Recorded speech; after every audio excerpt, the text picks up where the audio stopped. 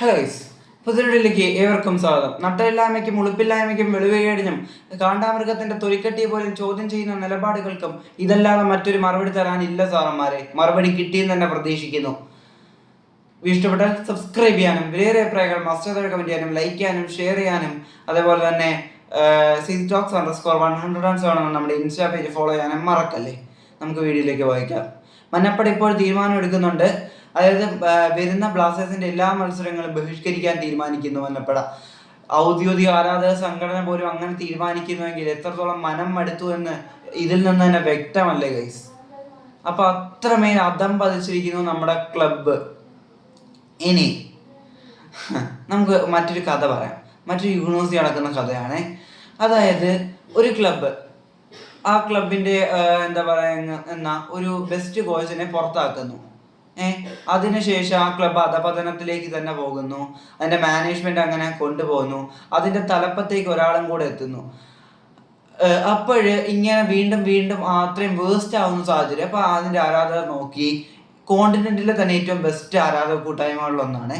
ആരാധകർ നോക്കുമ്പോൾ ആരാണ് മാടമ്പള്ളിയിലെ മനോരോഗി, ആരാണ് ആ വില്ലൻ എന്ന് നോക്കിയപ്പോൾ മാനേജ്മെന്റിന്റെ തലപ്പത്ത് ഒരു ഇത്തിൽ കണ്ണിയെ കണ്ടു.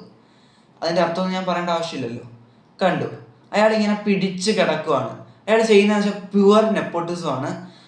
എന്താ പറയുക, അഡ്മിനിസ്ട്രേറ്റീവ് പൊസിഷനിലേക്ക് തൻ്റെ റിലേറ്റീവ്സിനെ കൊണ്ടുവരിക, മറ്റ് പൊസിഷനുകളിലേക്ക് തനിക്ക് ഇഷ്ടമുള്ളവരെ കൊണ്ടുവരിക, അതേപോലെ മീഡിയ ഫീൽഡിലേക്ക് തൻ്റെ റിലേറ്റീവ്സിനെ കൊണ്ടുവരിക.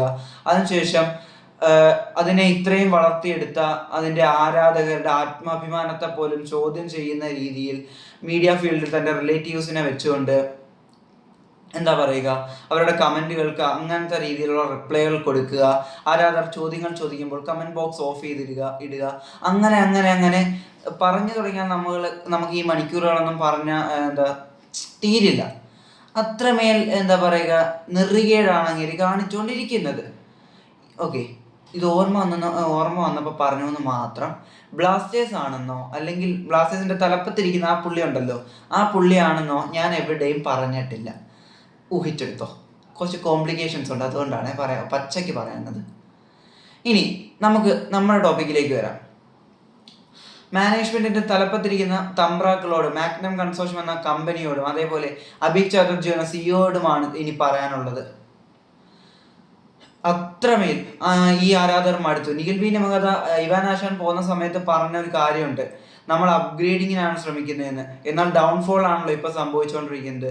ഡേ ബൈ ഡേ ഒരു സിഇഒ എന്ന് പറഞ്ഞ അഭിക് ചാറ്റർജി ചാർജ് എടുത്തതിന് ശേഷം അധപതനത്തിന്റെ അങ്ങേ അറ്റത്തേക്കാണ് നമ്മൾ പോകുന്നതെന്ന് ഇതിൽ നിന്ന് തന്നെ വ്യക്തമല്ലേ. എന്തൊക്കെയാണ് നമുക്ക് സംഭവിച്ചുകൊണ്ടിരിക്കുന്നതെന്ന് എന്താ പറയാ, ചിലപ്പോൾ മൂടുതാങ്ങൾക്ക് മനസ്സിലായെന്ന് വരില്ല, പക്ഷെ ഈ ടീമിനെ യഥാർത്ഥത്തിൽ സ്നേഹിക്കുന്ന ആരാധകർക്ക് മനസ്സിലാകും. അത്രമേൽ ഗതികെട്ട ഒരു സാഹചര്യത്തിലൂടെയാണ് നമ്മൾ കടന്നു പോകുന്നത്. എന്നിട്ട് ആരാധകരുടെ ആത്മാഭിമാനത്തെ മുറിവേൽപ്പിക്കുക. ഏഷ്യയിലെ ഏറ്റവും മികച്ച ആരാധക കൂട്ടായ്മയെ നോക്കി അഭിക് ചാറ്റർജി ക്ലബിന്റെ സിഇഒ ആയി വന്ന തമ്പ്രാനെ നിങ്ങൾ ചോദിച്ചില്ലേ ആരാധകർ എന്തിനാണ് ട്രോഫിയിൽ ഒബ്സസ്ഡ് ആകുന്നതെന്ന്. അപ്പോൾ അതിന് ആ ചോദ്യങ്ങൾക്കുൾപ്പെടെ ഇങ്ങനെ സാർ മറുപടി പറയാൻ പറ്റൂ. ഇനി ബഹിഷ്കരിക്കുകയാണ്, അല്ലാതെ വേറെ വഴിയില്ല. ഇനി അവന്മാർ പഠിച്ചോളും ഗൈസ്. ഇത് നേരത്തെ ആവണമെന്നാണ് നേരത്തെ ആകണമായിരുന്നു എന്നാണ് എൻ്റെ അഭിപ്രായം. ഇനി അവന്മാർ പഠിക്കും. സ്പോൺസർഷിപ്പുകൾ കുറഞ്ഞു തുടങ്ങും, ഗോലി സോഡയും ടിക്കറ്റും അതേപോലെ ചിപ്സും ഒന്നും വിറ്റ് പോവാതാകും, ടിക്കറ്റ് റവന്യൂ കുറഞ്ഞു തുടങ്ങും. അപ്പോൾ അവന്മാർ പഠിച്ചോളും.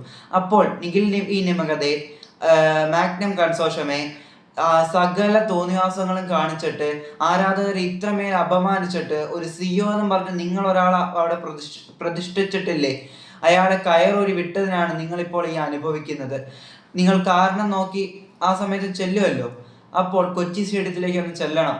അവിടുത്തെ നിശബ്ദത വിളിച്ചു പറയുന്നുണ്ട്, കർമ്മ ഈസ് എ ബൂമറാങ്. ഇഷ്ടപ്പെട്ടു എന്ന് തന്നെ അറിയുന്നു. Thanks for watching. മറ്റൊരു വീഡിയോ ആയിരുന്നവരെ